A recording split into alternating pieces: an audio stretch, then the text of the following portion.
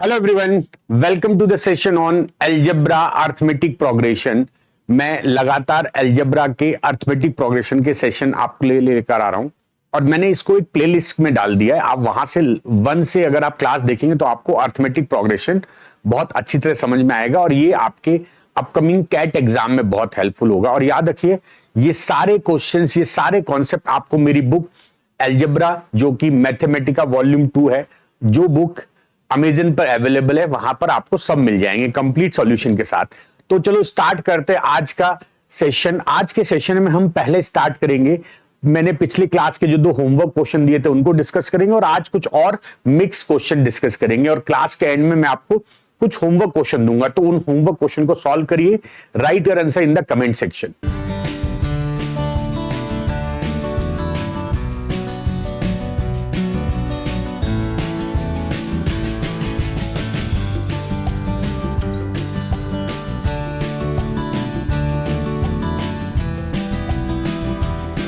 तो last class का homework question ये रहा आपकी स्क्रीन पर।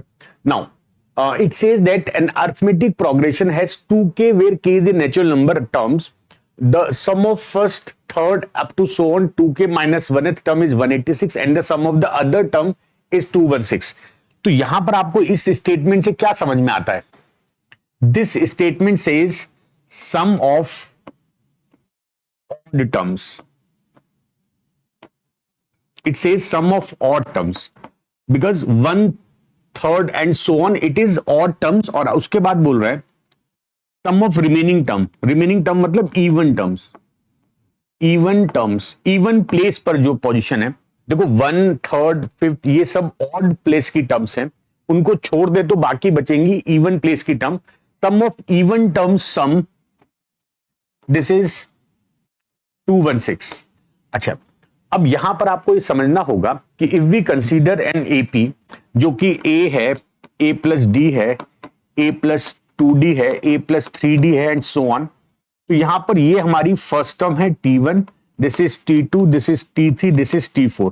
अगर मेरी नॉर्मल एपी है तो कॉमन डिफरेंस डी होता है, फर्स्ट टर्म ए होता है। बट अगर मैं ऑड नंबर ऑफ टर्म्स लूं तो यहां पर फर्स्ट टर्म हो जाएगा हमारा ए, बट कॉमन डिफरेंस क्या होगा? यहां पर कॉमन डिफरेंस हो जाएगा मेरा 2d। सेम वे अगर मैं, ये तो मैंने बात की ऑड टर्म्स की, अगर मैं इवन टर्म्स की बात करता हूं तो यहां पर फर्स्ट टर्म क्या हो जाएगा?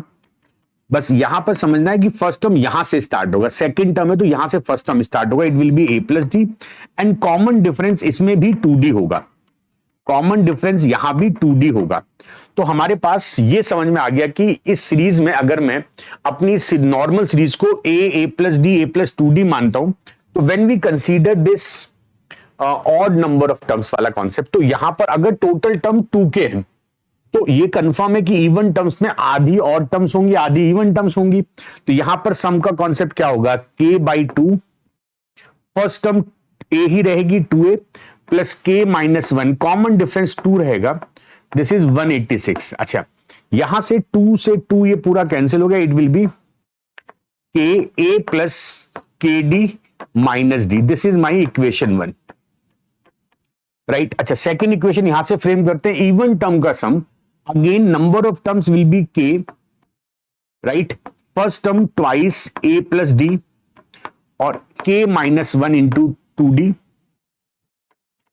It is 216। ठीक है, अब ये 2 आपका सारा कैंसिल हो गया। Now it will be k a plus D plus k d minus D is equal 216। तो देखो यहां से d कैंसिल हो गया, तो it will be k a plus k d is equal 216। अब हम क्या कर सकते हैं? We can put value of k a plus k d in this. तो मैं क्या करूंगा? I will multiply this with a plus k d minus kd is equal 186. Now this value is 216 minus kd is equal 186. तो मेरे पास kd की value आ गई 30. Now this is value of kd. अब हमारे पास देखो इस क्वेश्चन में 3 वेरिएबल थे, हमें बाकी वैल्यू कहां से मिलेंगी? चलो अब हम आगे बढ़ते हैं, कुछ और भी क्वेश्चन में दिया हुआ है, जरा उसको देख लेते हैं। It says that if the last term was 55 more than the first term, तो हमें कुछ चीजें यहां से मिलेंगी। नाउ लास्ट टर्म का मतलब क्या होता है? T2k is equal a plus 2k minus 1 into D. अच्छा, t 2k minus a is equal 2k minus 1 into d. Now it says that last term is 55 more than the first term. तो देखो t 2k minus है, ये last term minus first term, और इनका difference दे रखा है 55, तो ये हो गया 55 इज इक्वल टू के डी माइनस डी। नाउ के डी इज व्हाट 60 30, नाउ 30 रखोगे यहां पर हो जाएगा 60, 55 60 माइनस डी, तो डी मेरे पास आ गया 5। नाउ डी 5 आ गया, put the value of D in this, तो मेरे पास आ जाएगा के आ जाएगा 6, के विल बी 6। नाउ के आ गया, नाउ पुट वैल्यू ऑफ के एंड डी इन दिस, तो के हो गया 6, दिस इज 6, 6 से डिवाइड करो 36, a प्लस 30 इज इक्वल 36, तो a का मान आ गया 6, तो सब कुछ आ गया मेरे पास, right. Now we got everything and what we have to calculate, हमको इस क्वेश्चन में कैलकुलेट करना है बच्चा, we have to calculate fourth term, we have to calculate fourth term, तो t4 will be a plus 3d, a is 6, 3 into 5, तो 21, so 21 is not there in any option, तो answer will be E option, none of these will be the correct answer, in this case answer will be none of these। तो बहुत बढ़िया question था, common sense है, equation based है, थोड़ा सा आपको ना ऐसे क्वेश्चन प्रैक्टिस करते रहना चाहिए जिससे कि आप अच्छे एडवांस क्वेश्चन भी इजीली कर लो। यहां पर इक्वेशंस फ्रेम करनी पड़ेंगी आपको, without equation you can't solve this question. Okay, moving to the next question.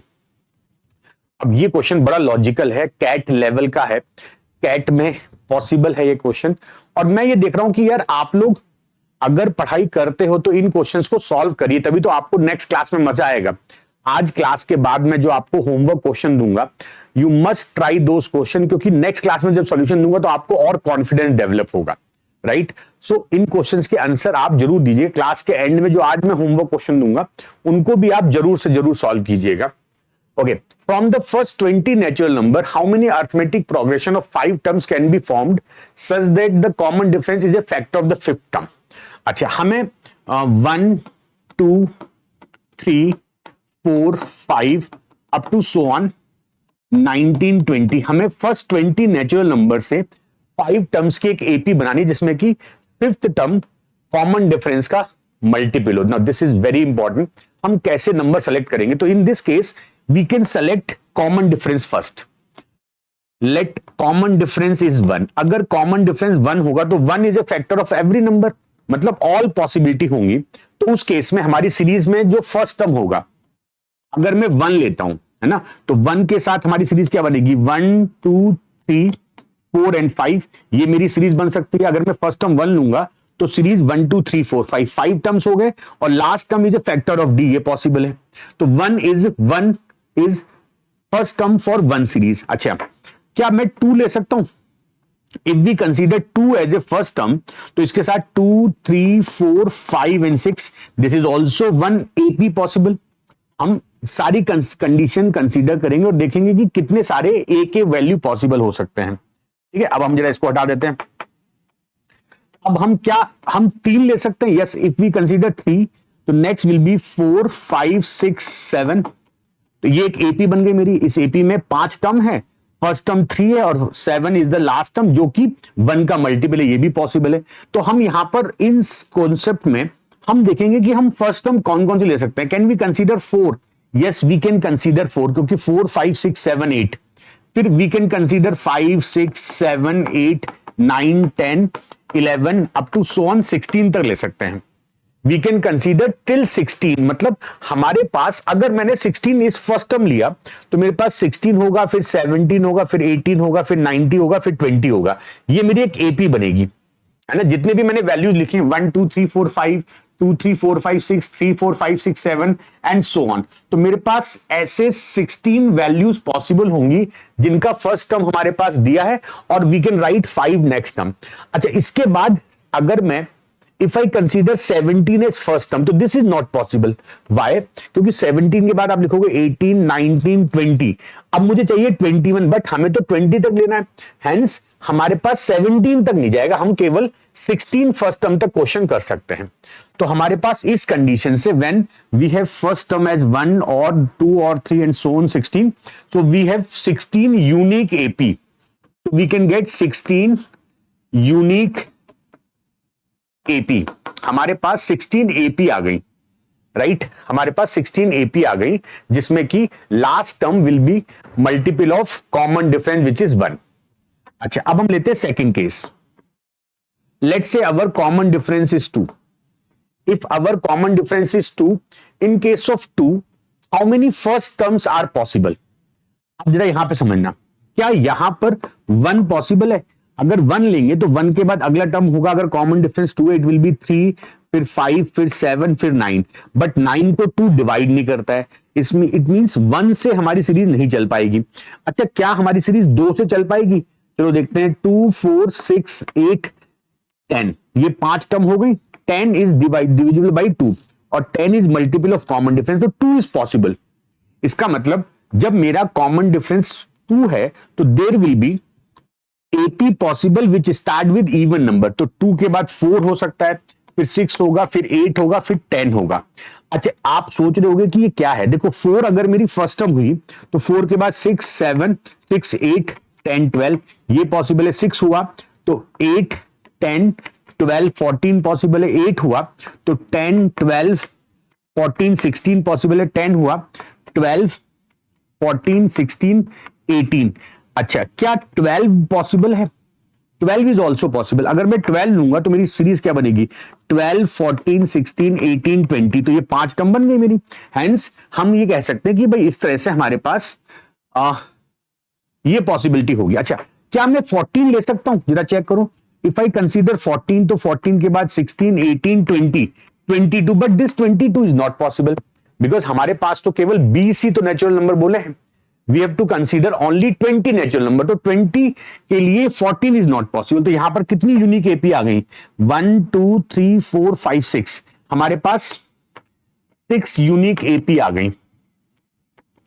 तो आपने समझ लेना कि अगर हमारा कॉमन डिफरेंस 2 है तो 2 के मल्टीपल पे ही हम फर्स्ट टर्म लेंगे, उसी से हमारी एपी बनेगी। अच्छा, उसके बाद हम देखते हैं if I consider common difference as 3। If I consider common difference as 3, अगर मेरा कॉमन डिफरेंस 3 होगा तो ए विल बी, देखो 3 से स्टार्ट होगा क्योंकि 3 का मल्टीपल मुझे लाना है ना वहां पर, तो मैं यहां पर ए को 3 से स्टार्ट करूंगा। And if I start with 3, 3 के साथ अगर मैं एपी देखता हूं तो एपी विल बी 3, 6, 9, 12, 15। यस, ये मेरी एक एपी हो गई जिसमें कि 5 टर्म्स हैं, 20 के अंडर है और 15 is multiple of 3। This is possible. Can I take 6? Yes, I can take 6, 6, 9, 12, 15, 18। अब इसके बाद नहीं ले सकता हूं because if I go further ये 20 को क्रॉस कर जाएगा। तो मेरे पास यहां पर 2 पॉसिबिलिटी आ रही है। तो मैं कह सकता हूं there are 2 unique AP possible, 2 unique AP. अच्छा, अब हम लेते हैं फोर्थ केस। अगर मैं डी को 4 लेता हूं, if I consider d as 4, a will be 4 only, क्योंकि 4 के साथ 8 होगा, 12 होगा, 16 होगा, 20 होगा। अगर मैं 8 लूंगा तो 20 क्रॉस कर जाएगा। तो यहां पर आई कैन से कि only 1 unique AP is possible, 1 unique AP possible. अच्छा, क्या मैं कॉमन डिफरेंस 5 ले सकता हूं? No, we can't take common difference 5, क्योंकि जब मैं 5 लूंगा तो फर्स्ट टर्म मुझे 5 लेनी पड़ेगी। 5, 10, 15, 20 और 25। तो 25 तो 20 से ऊपर चला गया। इसका मतलब मेरे पास पॉसिबल एपीज या तो 16 बनेंगी जब मेरा कॉमन डिफरेंस डी हो, मेरे पास 6 बनेंगी जब कॉमन डिफरेंस 2 हो, मेरे पास 2 यूनिक एपी बनेंगी जब कॉमन डिफरेंस 3, और when we have common difference as 4 we have 1 unique AP.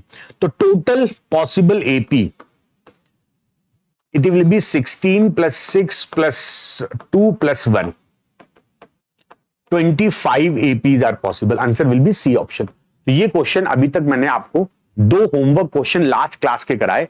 अब हम मूव करते हैं अपने आज के अगले मिक्स कॉन्सेप्ट पर। स्टार्ट करते हैं हम आज। फिर हम कुछ मिक्स क्वेश्चंस, मिक्स कॉन्सेप्ट पे क्वेश्चन करेंगे।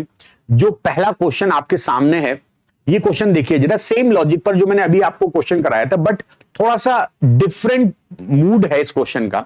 This is different type of question, conceptual, बड़ा बढ़िया क्वेश्चन है और इस तरह क्वेश्चन कैट में कई बार पूछे भी गए हैं, राइट? तो जरा इस क्वेश्चन को समझते हैं. It says that consider a set of A 1 2 3 4 5 up to 1000. How many AP can be formed from element of A that start with A and ends with 1000 with at least 3 terms? तो मेरे पास condition क्या क्या है? First term should be 1, last term Tn और L should be 1000 और and should be greater than equal to 3. At least 3 terms, तो मैं 3 term भी कंसीडर कर सकता हूं. तो there are many value possible. अच्छा, अब ऑप्शन देखो जरा. पिछला जो मैंने आज होमवर्क क्वेश्चन कराया था वहां पर मेरे पास वैल्यू बहुत सारी आई, बट यहां पर आप देखना कि कुछ लिमिटेशंस हैं. हमारे पास n 3 से ग्रेटर हो, a 1 हो और लास्ट टर्म 1000 हो. And remember we have to frame AP with element of this set. इस बात का मतलब यह है कि the common difference should be a whole number, क्योंकि अगर मेरे पास जो ए आपको सेट दे रखा है उसमें सारी नंबर नेचुरल नंबर हैं, तो डी हम फ्रैक्शन तो ले नहीं सकते. अगर हम डी को फ्रैक्शन लेंगे और फर्स्ट टर्म मेरी 1 है तो डी को फ्रैक्शन लेने पर मेरे पास एलिमेंट फ्रैक्शंस आएंगे जो कि यहां पर है नहीं. तो इसका मतलब हमें ये समझना है कि डी जो मेरा होगा वो एक होल नंबर, नेचुरल नंबर होना चाहिए, राइट? चलो अब स्टार्ट करते हैं. तो हमें जो कंडीशन दी है we will start with the same condition that Tn is equal a plus n minus 1 into D. तो ये जाएगा Tn minus a n minus 1 into d. Tn 1000 a1, तो this is 1000 minus 1 n minus 1 into d. This is 999 n minus 1 into d. अब ध्यान देना, because d is whole number, d is natural number और n is also natural number.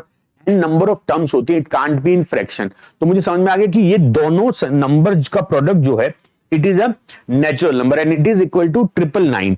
तो इसका मतलब अब हमारा क्वेश्चन इस पॉइंट पर आ जाता है कि 999 को मैं दो पार्ट में ब्रेक करूंगा.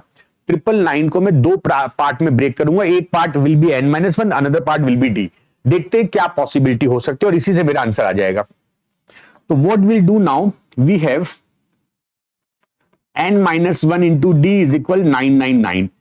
अब आप क्या करो, 99 के फैक्टर करो जरा, क्या क्या होते हैं. देखो पहली बात तो ये होता है 9 इंटू 111 या 3 इंटू 3 इंटू 3 इंटू 37. तो वी कैन से कि भाई ये वैल्यू हमें ये बन सकते हैं. देखो मैं क्या करूंगा, I can write this is 1 into 999. I can write this is 3 into other term हो जाएगी 3 3 जा 9, 9 7 जा 3 से 333. अच्छा, अब मैं 9 ले सकता हूं, 9 इंटू 111, एक ये पॉसिबिलिटी हो सकती है. फिर कैन आई टेक 27, तो 27 37 हो सकता है, राइट? कैन आई टेक और कुछ पॉसिबिलिटी 37, तो 27 भी तो हो सकता है. I can take 111 into 9, I can take 333 into 3, I can take 999 into 1. ठीक है, अब ये मेरे पास पॉसिबिलिटीज हैं 1 2 3 4 5 6 7 8.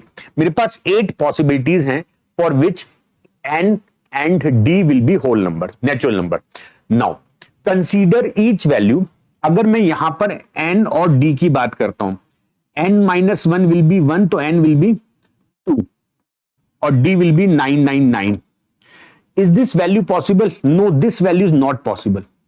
अगर मैं इस प्रोडक्ट में n-1 को 1 कंसीडर करूंगा, in that case n will be 2 and common difference will be 999 and it is given that with at least 3 terms, मतलब n का वैल्यू 3 या 3 से ग्रेटर होगा. तो this case is not possible. अच्छा, ये केस देखते हैं. n-1 is 3, n will be 4 and d will B 333. This case is possible. अगर मैं ये लेता हूं n-1 9, n will be 10 and this will be 111. ये ऑल्सो पॉसिबल है. 28 37, this is possible. 38 27, this is also possible. 112 9 possible. 334 and 3 possible and 999 and 1 possible. So there are 1 2 3 4 5 6 7 APs are possible. Answer is D option. Answer is D option. So this is also indeed a very good question. आप लोग मुझे बताइएगा comment में लिखकर कितने लोग इस question को फर्स्ट अटेम्प्ट में सही कर पाए थे. If you want to clear CAT, आपको अपने कॉन्सेप्चुअल क्लैरिटी बहुत करनी पड़ेगी. आपके कॉन्सेप्ट बहुत स्ट्रांग होने चाहिए. क्या क्वेश्चन पूछना चाहता है, इसके मतलब आपको प्रैक्टिस बहुत मस्ट है। मेरे ये जो सेशंस हैं ये आपके लिए बहुत हेल्पफुल होंगे। अगर आपको और प्रैक्टिस करनी है तो you can get my book. मेरी 3 बुक है, एक एल्जेब्रा की है जिससे ये मैं आपको कॉन्सेप्ट पढ़ा रहा हूं, एल्जेब्रा की बुक मेरी वॉल्यूम 2 है। एक मेरी वॉल्यूम 1 है अर्थमेटिक की, जिसमें मैंने कंप्लीट कैट रिलेटेड कंटेंट दिया है, और मेरी बुक है मेंसुरेशन ज्योमेट्री और कोऑर्डिनेट ज्योमेट्री की। All these books are available only on Amazon. चलो भाई, अब हम आते हैं अपने अगले क्वेश्चन पर। Now this is a very unique question. इस क्वेश्चन में हम नंबर सिस्टम का कॉन्सेप्ट भी देखेंगे। In this question we will consider concept of arithmetic progression. कैसे क्वेश्चन स्टार्ट करेंगे जरा समझते हैं। It says that there are 2 arithmetic progression A and B such that there nth term are given by, अच्छा, an is given by 101 plus 3n-1, और दूसरी series जो मेरे पास है उसका जो nth टर्म है bn है, it is 150 plus n-1, right. These are 2 APs जिसमें पहली का हमें nth टर्म an की फॉर्म में गिवन है, दूसरे का bn इस फॉर्म में गिवन है, where n is the set of natural number, the first 50 terms of a की first 50 term a1 a2 a3 and b की 50 terms written alternatively like this. ठीक है, तो हमने क्या बोला है, इट सेज दैट मैंने a1 लिखा, b1 लिखा, a2 लिखा, b2 लिखा and so on. I right a49 b49 and a50 b50। It says that मैंने इसका फर्स्ट टर्म लिखा, फिर b का फर्स्ट टर्म, फिर a का सेकंड टर्म, b का second term and so on. I right till 50 terms of a and 50 terms of b, right. ये तो मेरे पास एक कॉन्सेप्ट हो गया। अब बेस्ड ऑन दिस हमको ये चेक करना है कि ये जो मैंने नंबर लिखा होगा, this number when divided by 11 what will be the remainder. यही तो कॉन्सेप्ट होगा, this number when divided by 11 what will be the remainder. So now in this case first we will understand what is the concept of divisibility by 11। First of all we will learn, we will understand कि 11 का divisibility क्या होता है, और आपको क्या वो divisibility rule पता है, तो जो इसका लॉजिक समझ लेते हैं। फॉर एग्जाम्पल, अगर हमको if we have to consider divisibility by 11 तो हम क्या करेंगे, लेट्स से हमारे पास नंबर है a b c d e f, let's say we have this number, और हमको चेक करना है कि ये नंबर 11 से डिवाइड होगा या नहीं होगा। तो remember divisibility of 11 is very important and easy as well. इसमें हम क्या करते हैं, हम ऑल्टरनेट डिजिट सेलेक्ट करते हैं a c एंड e। तो ये हो गया a plus c plus e, और जो रिमेनिंग डिजिट्स हैं b d और f, इनको हम सब्ट्रैक्ट करते हैं।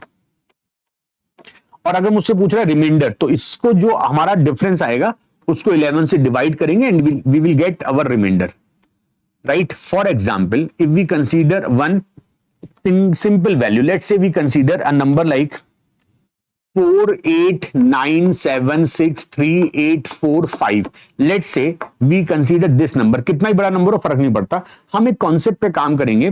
We will first add these numbers, एक एक नंबर छोड़ के आप ऐड करो। तो 4 9 13 6 19 8 27 5 32, रिमेनिंग क्या बचता है 8 7 3 और 4, 8 7 15 3 18 4 22, इनका डिफरेंस आया 10 divided by 11, remainder will be 10। तो ये हमारा कॉन्सेप्ट होता है। अच्छा, डिविजिबिलिटी ऑफ 11 भी यही होता है। अगर इस तरह से डिफरेंस करने से जो नंबर आता है, इफ इट इज 0 और multiple of 11 then we can say number is divisible by 11। ये 11 का डिविजिबिलिटी रूल भी है। हम जब इस तरह से देखते हैं, देखो मैंने क्या किया, 32 माइनस 22 किया, डिफरेंस आया 10। अब अगर ये 10 11 से डिवाइड होगा तो नंबर 11 से डिवाइड होगा, अदरवाइज ये नंबर डिवाइड नहीं होगा। तो वैसे भी 10 11 से डिवाइड नहीं हो रहा है, तो ये नंबर 11 से डिवाइड नहीं होगा। तो अब आपको ये समझना पड़ेगा कि जब हम 11 से रिमाइंडर फाइंड कर रहे हैं या 11 की डिविजिबिलिटी देख रहे हैं, we will add alternate digits, है ना, और बाकी बची डिजिट से माइनस करेंगे, it will give us remainder when divided by 11। तो हम इसको सिंप्लीफाई कर सकते हैं।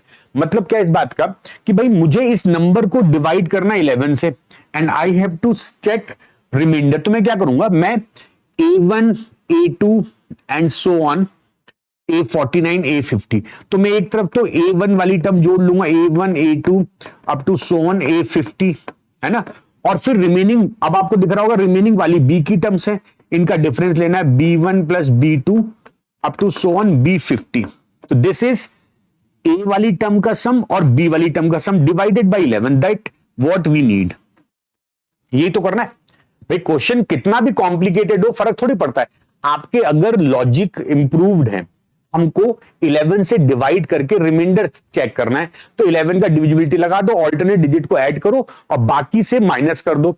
इन this case we can get कि यार एक तरफ अगर मैं ऑल्टरनेट डिजिट लूंगा तो सारी A1 वाली टर्म्स आ जाएंगी, मतलब A वाली AP, और दूसरी जब मैं छोटी हुई टर्म लूंगा तो B वाली टर्म्स आ जाएंगी, और A1 B1 मेरे पास यहां से मिलेगा। तो देखो जरा ध्यान देना, अगर मैं इस सीरीज को जरा देखता हूं ढंग से, और मेरे पास फॉर्मूला होता है A+n-1 इंटू डी, तो जरा कंसीडर करो इस वाली सीरीज का A आ गया 101, इसका D आ गया 3। क्या ये बात आप देख पा रहे हो?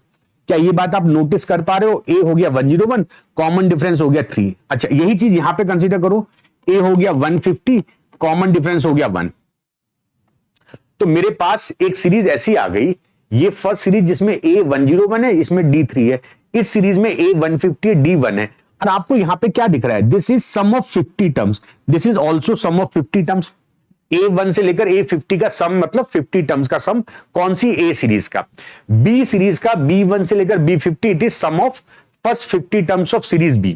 नाउ इसका 50 टर्म्स का sum 50/2, 2 into 101 plus 50 minus 1, 49 into 3, ये हो गया 25। This is 202 plus 147, it is 25 into 943। इसको आप ऐसे छोड़ दो अभी, ठीक है।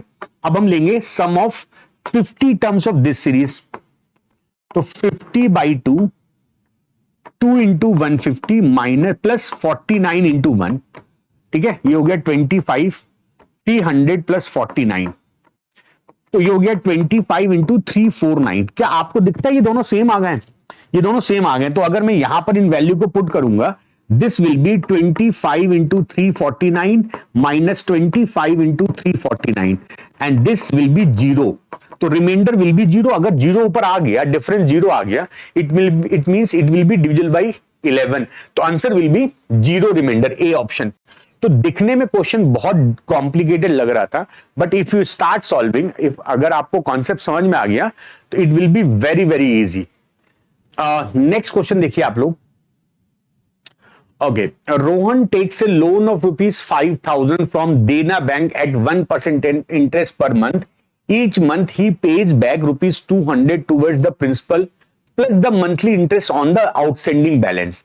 How much will he have paid in all by the time he repaid his entire loan?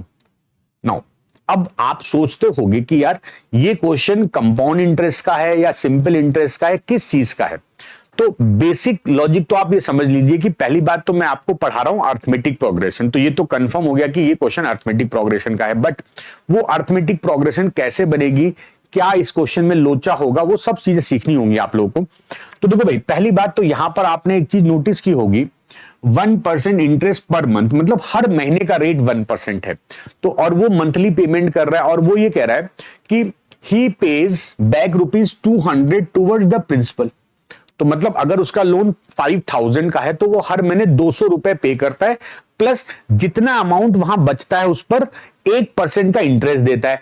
तो अगर मैं इस क्वेश्चन को ऐसे समझता हूं कि भाई 5,000 आपका अमाउंट है total, and you are paying 200 rupees per month with remaining as a interest, तो 25 इंस्टॉलमेंट आप पे करोगे। तो पहली बात तो मेरे पास समझ में आ गया कि ये जो क्वेश्चन बनेगा इसमें 25 टर्म्स बनने वाली हैं, क्योंकि ये तो कंफर्म है कि वो 25 इंटरेस्ट 25 बार 200 रुपए पे करेगा और हर बार 200 के साथ कुछ इंटरेस्ट देगा।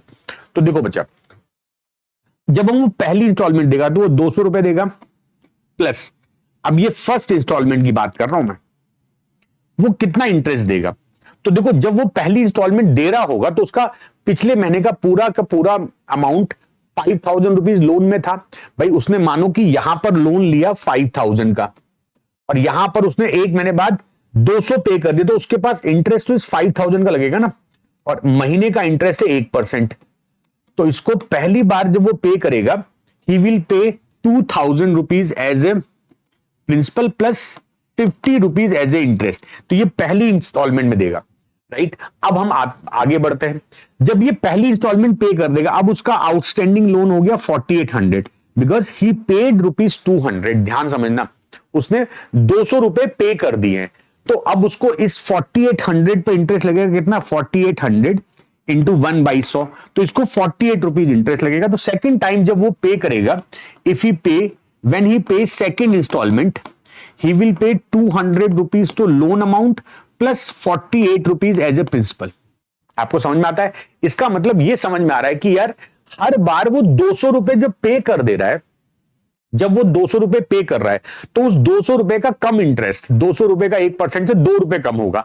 इसका मतलब पहली बार वो ₹50 इंटरेस्ट दे रहा है, second time he is giving 48। तो अगर मैं कैलकुलेशन करूंगा थर्ड टाइम क्या होगा, इफ ही पे third instalment, he will pay 200 plus 46। आप चाहो तो चेक कर लो इस चीज को, इसका अमाउंट बचा यहां पर 4600, इस पर 8% 4600 इंटू 1/100, मतलब वो ₹46 पे करेगा यहां पर। इसका मतलब ये 200 रुपए तो 25 बार पे करेगा, प्लस हर बार इंटरेस्ट ₹2 कम हो रहा है। This is the concept for these type of question. तो अब हम देखते हैं कि total amount paid, total amount paid, देखो यार ₹200 की 25 इंस्टॉलमेंट, तो 25 इंटू 200 प्लस यहां पर बनेगी आपकी एपी। पहली इंस्टॉलमेंट इंटरेस्ट की 50, सेकंड 48, फिर 46, फिर 44 एंड सो ऑन। यही तो होगा। अच्छा अब मैं इसको हटा देता हूं, आप लोग बात समझ गए हो। अब ये क्वेश्चन कितना आसान बन गया, देखो कॉन्सेप्ट आप समझिए तो क्वेश्चन बहुत आसान है। अच्छा अब ये हमारा हो गया 5000, ये तो आपका लोन अमाउंट था, प्लस यहां पर हमारी फर्स्ट टर्म 50 है, कॉमन डिफरेंस -2 है, टोटल टर्म 50 है, 50/2, 2 इंटू 50 प्लस 49 इंटू -2, ये हो गया 5000 प्लस 25। ठीक है, हमारे पास नहीं, ये 25 होगा, ये 25 होगा, 25/2, नंबर ऑफ टर्म्स 25 थी ना, 2 इंटू 50 प्लस 24 इंटू -2, तो ये जाएगा 25/2 इंटू 100 माइनस 48, 52, 2 से काटो 26, तो this will be 5000 plus 25 into 26, 650, it will be 5650, it will be 5650, so he will pay total amount of 5650। और आपसे पूछता है कि बताइए उसने कितना इंटरेस्ट पे किया, so he will pay interest of 650 in this case, तो मेरा आंसर हो गया 5650। बहुत ही बढ़िया क्वेश्चन था, this is very good question. अब हम चलते हैं अपने अगले क्वेश्चन पर।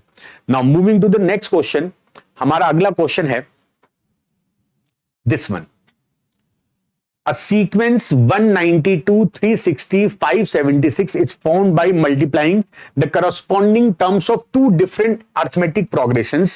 What is the eighth term of the sequence? आप ये क्वेश्चन थोड़ा सा सोचिए, वीडियो को पॉज करिए and then try to attempt. बहुत बढ़िया क्वेश्चन है, this has something to deal with, this question is very good.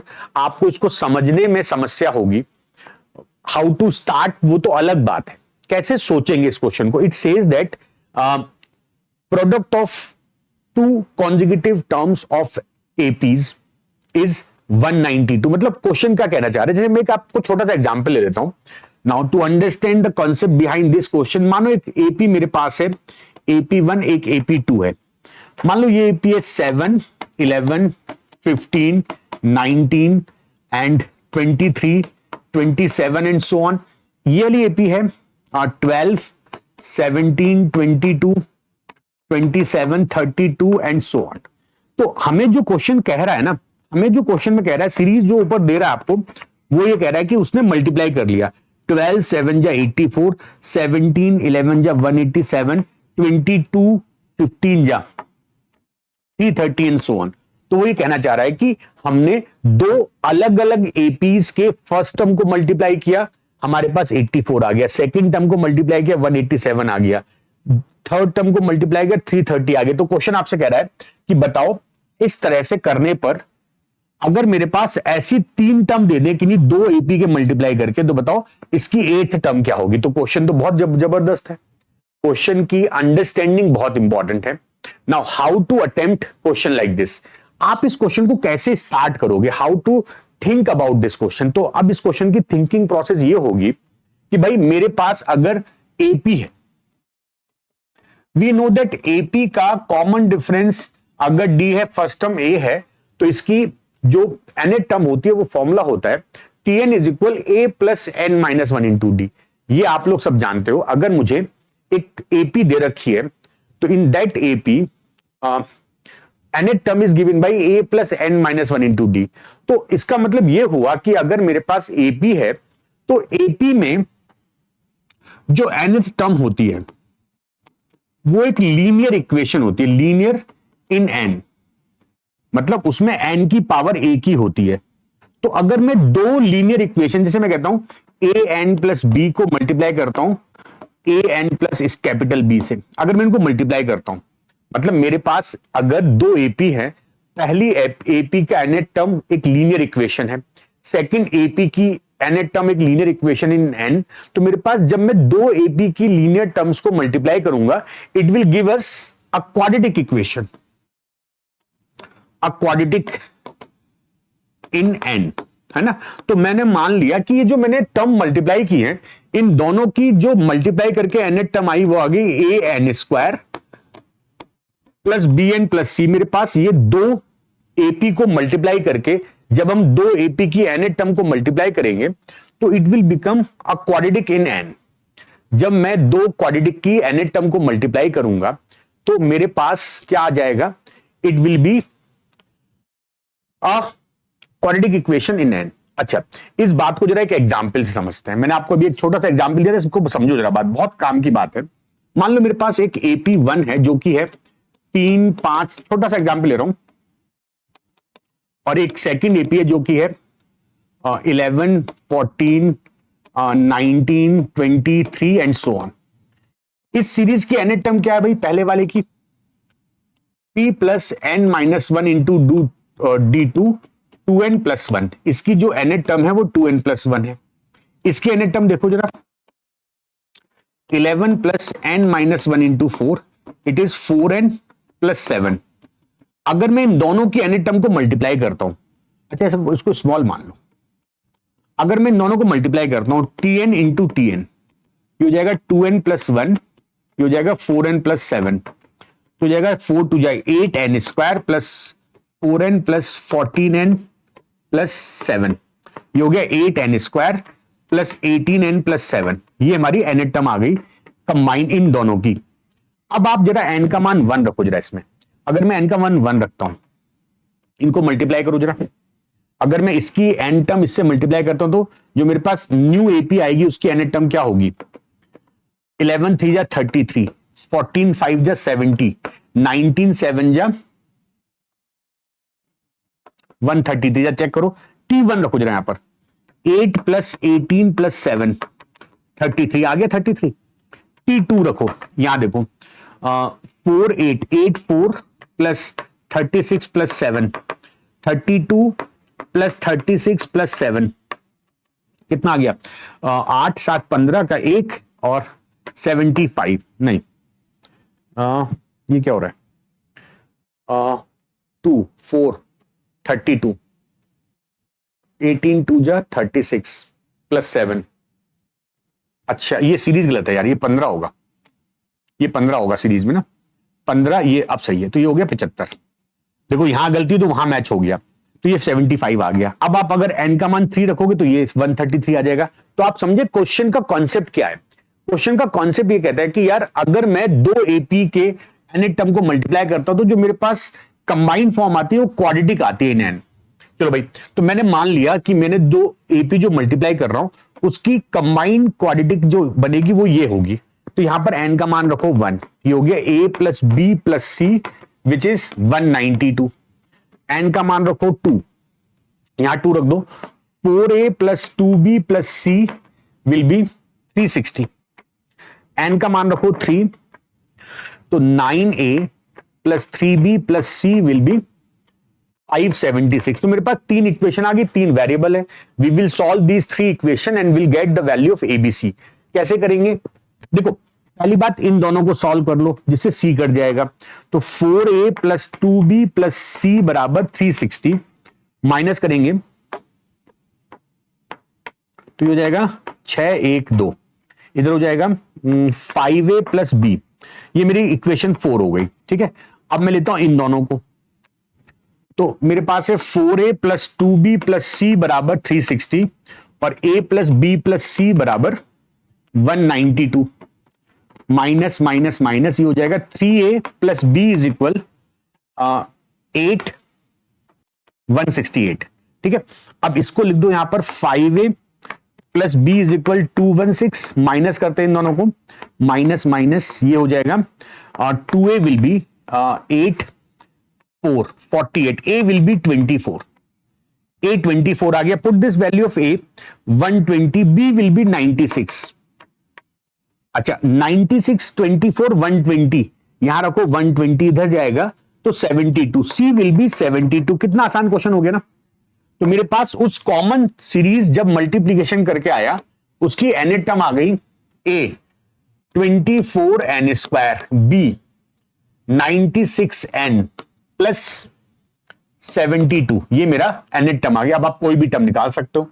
What we have to, अच्छा इसमें तो 24 कॉमन ले लो, n square plus 4n plus 3, ठीक है। ये अब इसको चाहो तो सिंप्लीफाई कर लो या फैक्टर भी कर सकते हो, n plus 3 and n plus 1, ये मेरे फैक्टर बन गए। तो मेरे पास ये इक्वेशन बन गई, ये nth टर्म बन गई, राइट। अब मुझसे पूछ रहा है इसकी 8th term,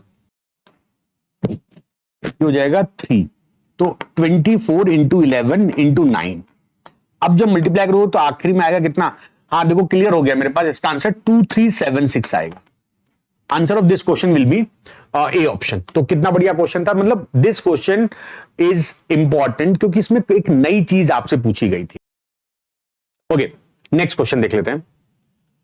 it says that for an increasing AP, हमारे पास एपी के बारे में बोला है। इंक्रीजिंग एपी का मतलब है जो कॉमन डिफरेंस आएगा वो पॉजिटिव लेना है हमको।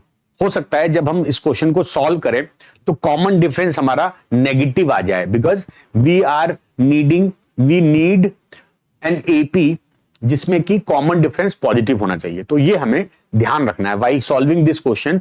वी मस्ट रिमेंबर कि जब हम इस क्वेश्चन को सॉल्व करें तो हमारा जो कॉमन डिफरेंस आए वो पॉजिटिव होना चाहिए। मतलब छोटे छोटे टर्म्स का इंपॉर्टेंस होता है एग्जाम हॉल में, आप कोई भी चीज मिस नहीं कर सकते हो। अच्छा, हमको बोल रहा है a1 plus a3 plus a5 will be -12। तो अगर मैं नॉर्मल सीरीज मानता हूं तो a plus 2d a plus 4d बराबर -12, ये हो गया 3a प्लस 6d -12, तो a plus 2d will be -4। This is my first condition, this is my first condition. अच्छा, आगे बढ़ते हैं। बोला कि product of a1 a3 a5 is equal 80। अच्छा, आप ये बात समझते हो, a प्लस 2d का मतलब थर्ड टर्म ही तो हुआ। यहां से हमको a3 का मान -4 रख देंगे और a1 का मान, अच्छा a1 तो a ही है ना, तो ये हो जाएगा a इंटू -4 इंटू a5 हो गया a plus 4d is equal 80, right. अब देखो a3 का मान -4, ये मैंने रख दिया। a की जगह मैं रखता हूं -4 -2d, तो -4 -2d a की जगह इंटू -4 इंटू इस a की जगह आप लिख दो -4 -2d plus 4d is equal 80। अच्छा भाई, यहां से माइनस कॉमन लो और -2 कॉमन लो, अंदर बचेगा 2 प्लस डी, दिस इज -4, यहां से माइनस ये हो जाएगा, देखो 2d -4 इज इक्वल 80। अब ये माइनस माइनस प्लस हो गया, 4 2 जा 8, यहां पर 10 कर दो। अब देखो ये हो गया 2 प्लस डी, यहां से 2 कॉमन लो, d -2 इज इक्वल 10, ये हो गया 5 टाइम्स। अब देखो यार, this is a plus B and a minus B, तो हो जाएगा d square -4 is equal 5, d square will be 9, तो यहां से d का वैल्यू आ गया +3। And as it is given that it is an increasing AP, so we will only consider plus sign। तो हमारे पास with this condition d will be +3।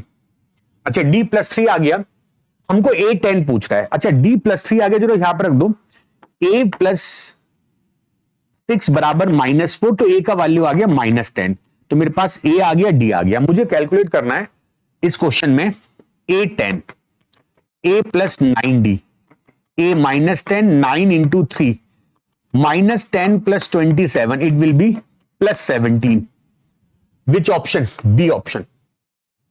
तो आज आप मुझे बताइएगा कि मैंने आज आपके साथ 5 क्वेश्चन डिस्कस किए, आप कितने क्वेश्चन फर्स्ट अटेम्प्ट में कर पाए थे और कितने क्वेश्चन का आपको मेरे बताने के बाद बात पूरी तरह समझ में आ गई। और याद रखिए, ये सारे क्वेश्चन, ये सारे कॉन्सेप्ट विद सॉल्यूशन मेरी बुक अलजेब्रा मैथमेटिका वॉल्यूम 2 में है, जो केवल और केवल अमेजन पर अवेलेबल है। आप लोग उस बुक को अमेजन से ले सकते हो। अच्छा, अब ये आपके होमवर्क क्वेश्चन है। Try to solve this question and write your answer in the comment section. This is your homework question 1 and this is your homework question 2. We will meet with some more interesting question in the next session. Till then, all the best and thank you.